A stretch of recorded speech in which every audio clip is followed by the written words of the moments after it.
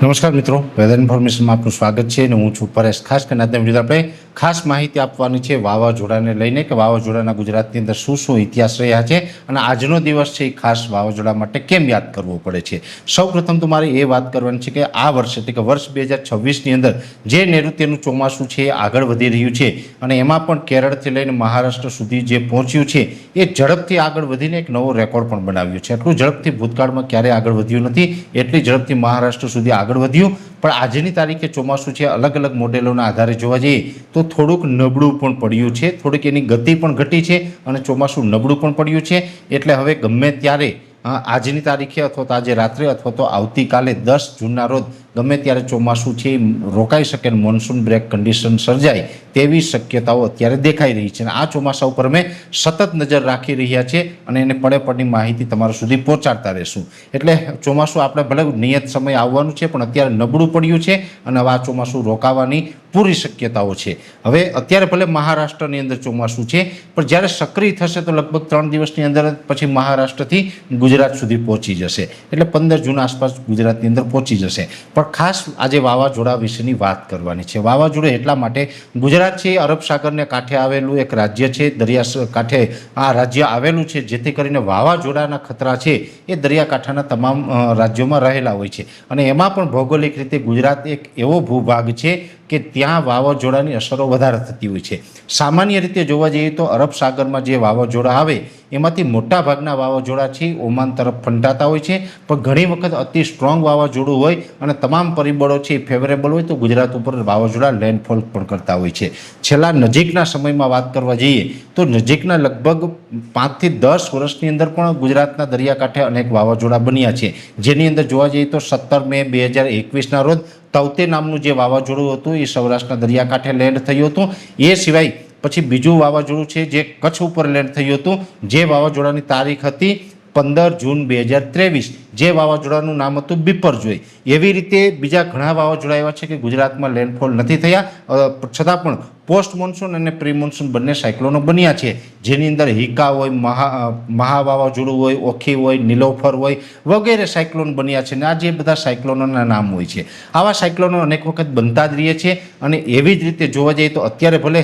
અત્યારની આજની કન્ડિશન જોવા જઈએ તો અરબ સાગર કે બંગાળની ખાડીમાં અત્યારે કોઈ નજીકના 2-5 દિવસ કે 10 દિવસમાં સાયક્લોન બને તેવી સંભાવનાઓ નથી, પણ આજે છે તારીખ 9 જૂન 2026 અને 9 જૂન એક એવો દિવસ છે જે ગુજરાત માટે કાળો દિવસ માનવામાં આવે છે કે એક સમય હતો, જે સમયની વાત કરવા જઈએ તો આજથી 28 વર્ષ પહેલાં એટલે કે 9 જૂન 1998ના રોજ ગુજરાત ઉપર એક સાયક્લોન લેન્ડફોલ થયું હતું।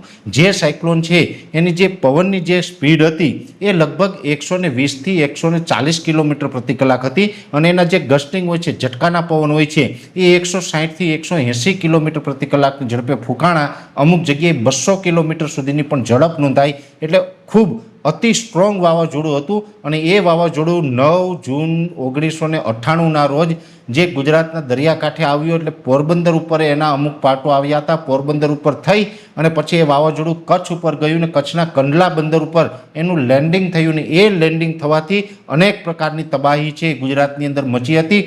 જેવી રીતે 2001ના ભૂકંપની અંદર કચ્છ તબાહ થઈ ગયું હતું, એવી જ રીતે આ વાવાઝોડાને કારણે કંડલા બંદર છે તબાહ થઈ ગયું હતું।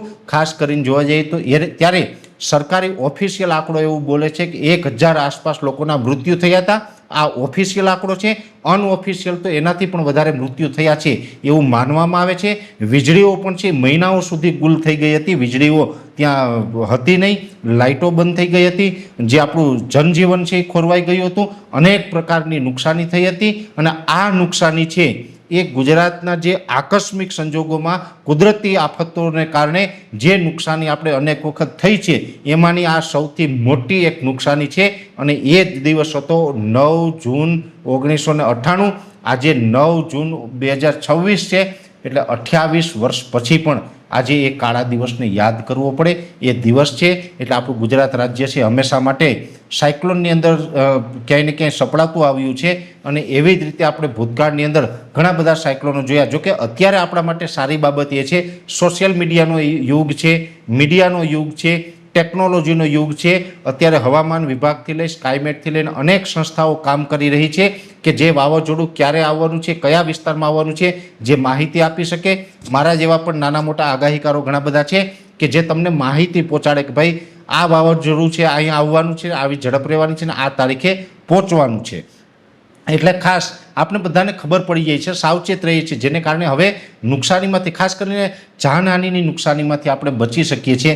જેવી રીતે જોવા જઈએ તો 15 જૂન 2023ના રોજ બિપરજોય નામનું જે સાયક્લોન છે એ કચ્છ ઉપર જે લેન્ડફોલ થયું ત્યારે આપણે મૃત આંક હતો એ 0 આવ્યો છે.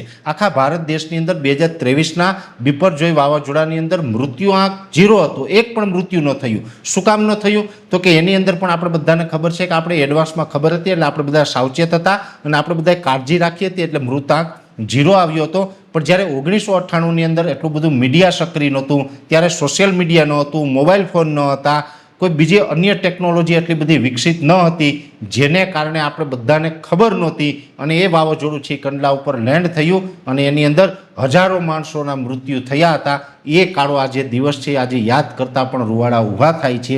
એ દિવસને આજે આપણે યાદ કરવું પડે, આપણા માટે દુર્ભાગ્ય છે. પણ જો કે હવે આપણી પાસે સંસાધનો, ટેકનોલોજી છે એ ખૂબ સારા અને વિકસિત છે એટલે હવે આપણે બધું અગાઉથી ખ્યાલ આવે છે અને હવે આપણે જાનહાનિ પણ ઓછી થાય છે. એટલે આ ખાસ કરીને વાવાઝોડા વિશેની એક અગત્યની માહિતી હતી એ આપવાનો પ્રયત્ન કર્યો. બાકી અત્યારે કોઈ વાવાઝોડાની સંભાવનાઓ નથી એટલે હમણાં કોઈ ડરવાની જરૂર નથી. એવું કોઈ વાવાઝોડું બનશે તો ચોક્કસથી અમારા તરફથી માહિતી આપવામાં આવશે. અત્યારે આ વિડીયોની અંદર એટલું જ. અંતમાં દરેક મિત્રોને વિનંતી રહેશે કે વિડીયોને લાઈક આપીને દરેક ગ્રુપમાં શેર કરી દેવો. જો તમે અમને યુટ્યુબ ઉપર જોઈ રહ્યા હો તો ચેનલને સબસ્ક્રાઈબ કરજો, સાથે ફેસબુક તથા ઇન્સ્ટાગ્રામ આઈડીને ફોલો કરજો. નમસ્કાર.